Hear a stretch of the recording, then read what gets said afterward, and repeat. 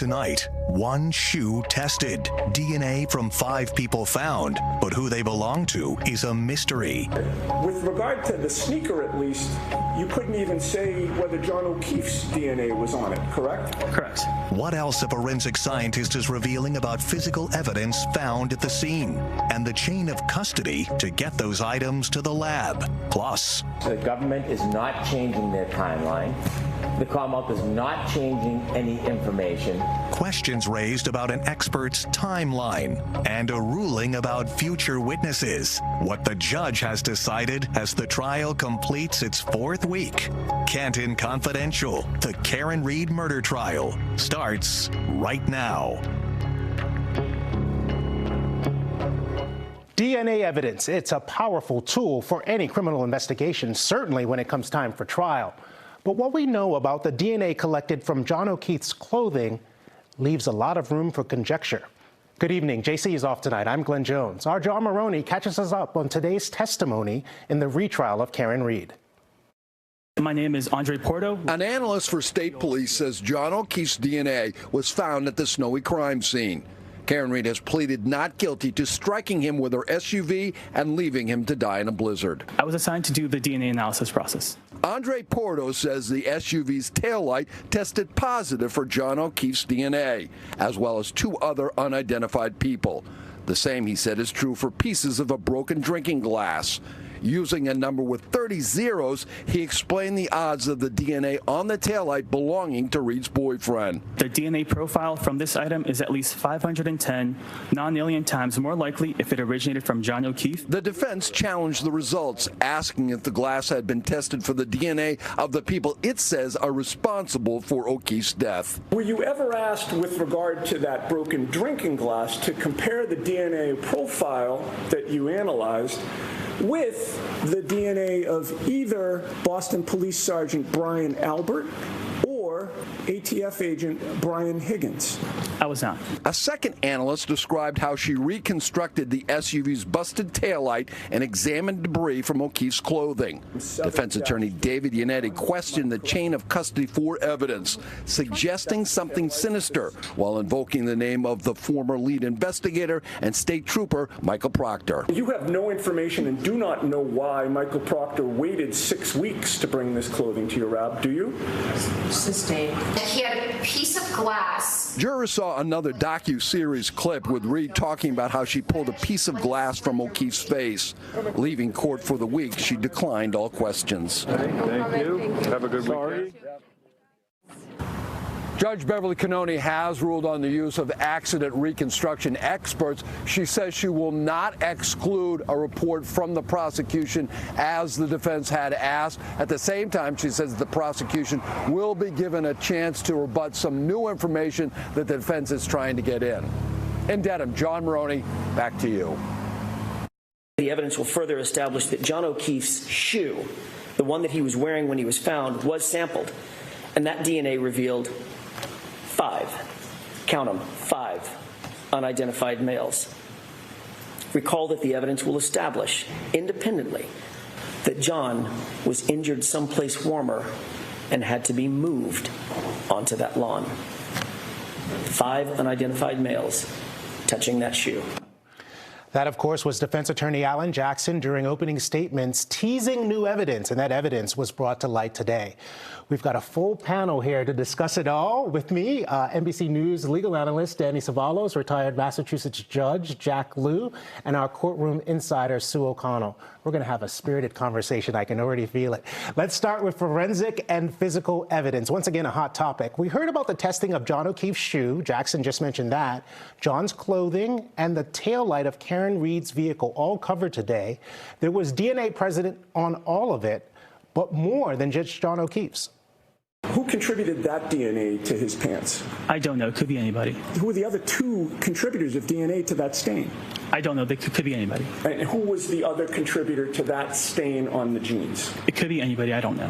Who were the other 3 contributors to that DNA profile? I don't know. It could be anybody. And with regard to all 5, do you have any idea who contributed the DNA to that sneaker? No, I don't.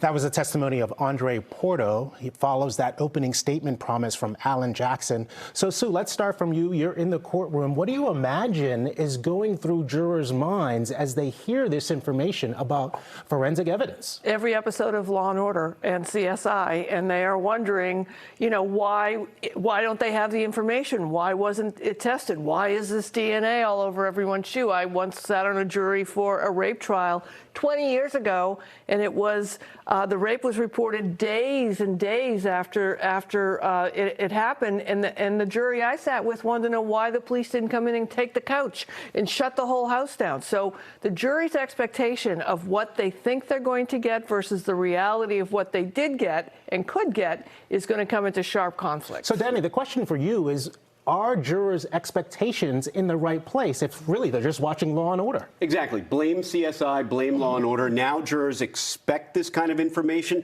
And when they expect it, the problem is when it comes into evidence, it doesn't come in as easily as it does on TV when they've got to get it done within 28 minutes. Right. It comes in with a lot of science. And your average juror, in fact, your average lawyer, can't follow a lot of this science. But here's the thing. This is one of those cases where if you're pro-Karen Reed or pro-prosecution, you look at the same piece of evidence and you say it helps you. For example, the 5 extra profiles on the DNA on the shoe. That could be these 5 mystery men who may have attacked O'Keefe.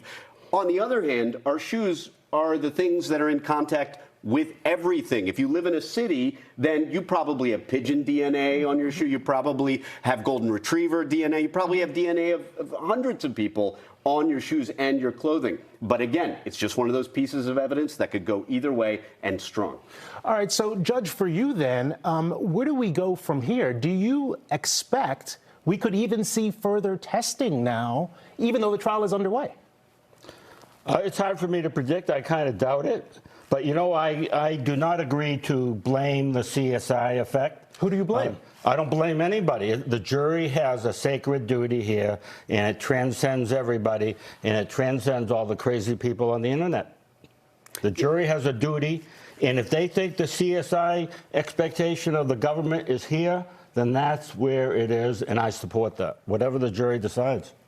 Yeah, the amazing thing about DNA, you know, a few years ago I started thinking, now that there are Ring cameras everywhere, now that we have DNA, can anyone ever get away with a crime now? And you know what I found, Judge? I wonder if you agree with me, and you, Sue, that with all of this data, in a way, it creates more reasonable doubt. Think about, for example, the expert dispute today. One clock on one device is showing one time. The other one is a minute and a half behind. Video everywhere, but no video of this event. And all of this data now may make it even harder to get to reasonable doubt. And who would have ever imagined that back when people first had cameras on their cell phones, back when our phones started tracking us through GPS where we are? There's just as much reasonable doubt today as there was in the 1970s when you could get in your AMC Gremlin and just disappear into the night and no one knew where you were. Well, my packages are still getting stolen off my front porch. There, you know, Let me add one other thing to this conversation. It's about the chain of custody of the evidence, because Michael Proctor's name came up repeatedly. Ashley Valere did have to say that at some point, Michael Proctor dropped off the taillight pieces and 6 weeks after the event brought in John O'Keefe's clothing. It's another way that Michael Proctor's name is being evoked here, and I think for a specific purpose. Right, but they still don't know who Michael Proctor is, right? I mean, if we assume that they're on the jury and they haven't made up their minds, they might have read or heard something, they might know. They don't know why he is in such conflict here, why everyone wants to know about Michael Proctor. So it is kind of interesting. Every time his name gets entered and gets mentioned, they write it down, and it's almost like they're waiting to see where this is all going to connect when they deliberate. So, Judge, is the questions about law enforcement raising the specter of reasonable doubt for the defense? Oh, I'll go with the conventional wisdom. Criminal cases are totally unpredictable. I could easily see a total acquittal, or I could see something in between. It does seem to be a massive overcharge, though. So I wouldn't necessarily be predicting a conviction on all 3 charges. Okay. Danny, let's dig deeper into the contentious courtroom back and forth today between the prosecution and the defense. The defense argued against an amended report from the prosecution's accident reconstruction experts. Take a listen. At a minimum, we need a voir dire to ask Mr. Burgess, why did he do what he did? Another reason for the voir dire. Mr. Brennan yesterday said, we were surprised to get the report. That further makes great concern as to why Mr. Burgess did what he did. And now he has found a method to show the exact variance. It's not changing. There's nothing in the reports that changes as far as the timeline. That's just an attempt to cause fear. There's nothing that has changed. We can look at the reports. It's all the same, always has been. All of this happened away from the jury and focused on the Commonwealth's timeline for the alleged motor vehicle strike. The defense expressed concerns that a sequestration order was broken by one of those experts. Ultimately, Judge Cannone ruled against the defense. Here's part of her ruling. The defendant has not persuaded me of undue surprise or unfair prejudice by this information, and I don't find that there's delayed disclosure. Of course, all of this is ample game for cross-examination. But if after the direct you demonstrate that you need further time, I'll certainly hear you on that. And more importantly, perhaps, if you feel that the testimony of Jen McCabe and the others that you've mentioned is critical and that you need to recall them, I'll hear you on that as well. So a prosecution expert is going to slightly change their findings ahead of testimony. This made the defense very upset. What do you think about the judge's ruling? Yeah, a lot of folks are probably watching thinking there was already a first trial. Here we are a year later, there's another trial. And you're telling me that there's new information that the experts are determining mid-trial.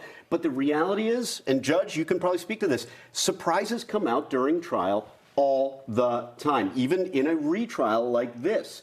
And if I'm the defense, and I am a defense attorney, so take what I say with a block of salt, that I would be none too pleased. You're supposed to have expert disclosures. You're supposed to understand what experts are going to say before they take the stand, because what they testify about is so complicated, you need your own expert to review it and rebut it. So if they are changing their position, that is something you have to object to. You have to make a record. And by the way, you might already have a large appealable issue there, even though it didn't go the defense's way. And the last thing I'd say is that if Judge Cannone keeps her promise that she will allow cross-examination, extensive cross-examination, then great. But in my opinion, she has frequently curtailed the defense's cross-examination. And by the way, reasonable minds can differ on this, but I think she's been very quick to sustain objections against the defense. Judge, I know you'll have something to say about this, but let me put this viewer question up because I think you can address Michelle's question directly. After what happened in court, how can this be a fair trial allowing the timeline to be changed halfway through the trial? Brennan is saying it is not changing, but it is, says Michelle. What's your view on how Judge Cannone has handled this whole issue around the timeline? This whole issue, she's handled absolutely perfectly, and people don't really understand. It's a careful legal analysis. It is notice to the defendant versus the search for the truth. The nature of the change is minor, so the search for the truth wins out, which is that they can add or modify their opinion, which is actually what's going on, not the report. The report's just a way of encapsulating what is going on. She is the right decision, and if she had done the opposite for technical legal reasons, she would not have been reversed, but she might have been criticized by the Supreme Judicial Court. And that judge and every judge works for the Supreme Judicial Court. Perfectly handled on this complicated issue. I'm glad to explain it more, but I don't think you want that. Well, Sue, let me just ask you, if we go to Danny's point that she keeps her promise about allowing extra leeway on cross-examination, these defense attorneys are very effective at cross-examination. Oh, yeah. I mean, the problem is for them, and I underscore what you both said, is that they just have to, they made a plan, and now it's a little bit different, and the seconds make difference. I also want to point out, though, and you'll affirm or deny this, lawyers get along all the time. If they're not getting along, it's not because of the case. It's because of their personal issues between each other. These lawyers were all talking to each other this morning and laughing and backpacking, and now they're out there fighting for their case. So what? They both want to win. Yep. Before we go to break, we want to take a moment to remember John O'Keefe, the victim in this case. The Braintree native was a Boston police officer who became the legal guardian of his niece and nephew after the children lost both of their parents to illness. You're watching Canton Confidential, the Karen Reed murder trial. Don't miss any of the Karen Reed murder trial. Get the full recap of what happened in court, expert analysis, and what we could see next. This is coverage you won't see anywhere else. Canton Confidential, weeknights at 7 on NBC 10 Boston. This was a big week for physical and forensic evidence. We learned more about shards of glass, bits of taillight, and hair found on Karen Reed's vehicle. But also that bombshell today about John's clothing and the batch of unknown DNA found on several items. Danny Savalos, Judge Jack Liu, and Sue O'Connell back with us now. Danny, I guess I'll start with you in this segment because we talked earlier and you said both sides have been leveraging the physical evidence to their benefit. So I guess the question is, who did it more effectively this week? Oh, that's hard to say. But I mean, you take, for example, the hair evidence, right? And where the defense is winning is if they get the jury asking questions that are almost collateral to the prosecution's case, which is if you're at home wondering, how does a car drive 30 miles in the snow and a piece of hair stays on it? Then that means the defense is winning because they have you focusing on an issue that really doesn't go to the core of the prosecution's case. But if you believe that there's no way a hair could go 30 miles an hour or 30 miles down the road in a blizzard and remain on a car, then you're going to be, when you're deliberating, you're going to say, well, I have doubt. I may have reasonable doubt as a result of something that really doesn't have to do with whether or not Karen Reed drank too much and or backed into John O'Keefe. Sue, when you're looking at the jurors, what is their level of attention to detail when it comes to the physical evidence? So I was dying today. I was bored out of my mind. And they were all sitting, all 18 of them, paying attention, most of them taking notes. Only one guy is not taking notes consistently. Maybe he's got a photographic memory. But they are paying attention and writing down things that they are finding important. And it has been a long week of testimony between the autopsy photos and that medical testimony and now this. And I got to say, compared to the last jurors, no offense to you if you're home watching, these jurors are really engaged in watching. Judge Liu, I wanted to ask this of you yesterday, and I didn't get the chance to because you weren't here, but there was a moment in the trial where the judge took a break to allow the jurors some breathing room after taking in those graphic images from the medical examiner's office. Is that something you've encountered before? How do you read what the jury needs in order to do their job well? I think this judge is probably better at it than most people. I think this is a nurturing judge. You listen to the tone of her voice. She actually cares. And she's only about 20 feet from the jurors, so she's right there with them, and she can sense from their body language how they're experiencing this. To us, it may be not really that big. Well, you're falling asleep, right? But to the jurors, some of this is pretty difficult. I would say there's a significant amount that is difficult in terms of goriness. By Mr. Brennan's efforts. And the court officers as well are also doing a great job caring for the jurors. I mean, you really get in the courtroom that the jurors are very, very important, their well-being and how they're doing. So let's circle back to a moment from this morning. There was a comment we noticed at the very start of proceedings. In addition to her normal guidance, Judge Beverly Cannone gave the jury an important instruction. Take a listen. It's so important that each and every juror can hear the evidence or the testimony that's presented, can follow the testimony, and can understand and evaluate the testimony of each witness and the exhibits. Don't talk, don't make any facial expressions, no muttering under your breath, no audible noises, because people need to hear what's going on. Sue, can you give us an idea of why this moment happened when it did? So I want to point out that there's no direct warning here. It's just kind of a reminder of what they're told when they get there. We've had a couple of jurors who have been giggling uncontrollably twice during sidebars. Doesn't seem necessarily related to anything they're watching or hearing or the evidence. And as we all know, because it's happened to all of us, you'll be somewhere you're not supposed to be giggling, and then you giggle, and then you try and stop. And at one point, one of the court officers walked over to them, stood in front of them, and then we saw this happen. That court officer went up, took an oath, talked to the judge, and then the jurors were reminded of this. This is a young jury compared to juries I've seen in the past. It was just a reminder. I mean, a lot of people I could see on the conspiracy theories all online. We just had a moment, and they were reminded. Danny, you haven't been in a Judge Cannone courtroom. You don't know her like Judge Liu does. What do you think about her performance so far in this case? Okay, so I think, again, take what I say as a defense attorney. And I think, on the whole, I think she is civil to the attorneys, which really means a lot. There are a lot of judges who are not. And she is somebody that she does hear the lawyers. But look, I mean, if I were to make a criticism, it would be that often she sustains objections without allowing a sidebar or allowing any argument on them. But that's all style. That's really not anything that I could criticize too harshly. It's just a style thing. Every attorney wants to be heard on their objection. And if you don't get your opportunity, you get frustrated. But that's hardly a criticism of her. It's more criticism. Judge, you've been very complimentary. I wonder if there's anything you think she needs to improve on with this case. I know you talked about maybe she's giving too much latitude. Maybe she should reconsider her FBI agent ruling about the nature of the investigation based on Sergeant Buchanan's outrageous cross-examination, to say it simply.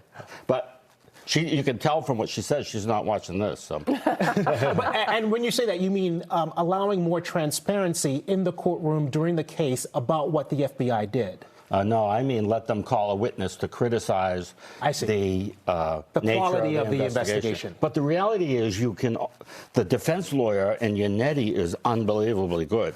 He'll get up there and he'll hammer everything a so-called opinion or expert on the investigation would say. So it's still kind of a bit of duplication. He can say anything that person would say in criticizing the investigation. He can say it is horrible, and he probably would be right. But all right, Sue O'Connell, Judge Jack Liu, Danny Svalos, thank you very much. It's so great to have all of you in with us tonight. Remember, you can join us every weeknight at 7 on NBC 10 Boston. We'll have a full recap of the latest developments from court as well as legal analysis.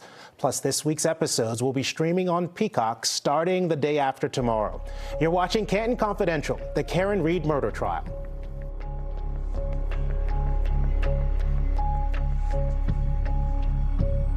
Watch Priscilla Casper and Colton Bradford, weeknights at 6 on NBC 10 Boston.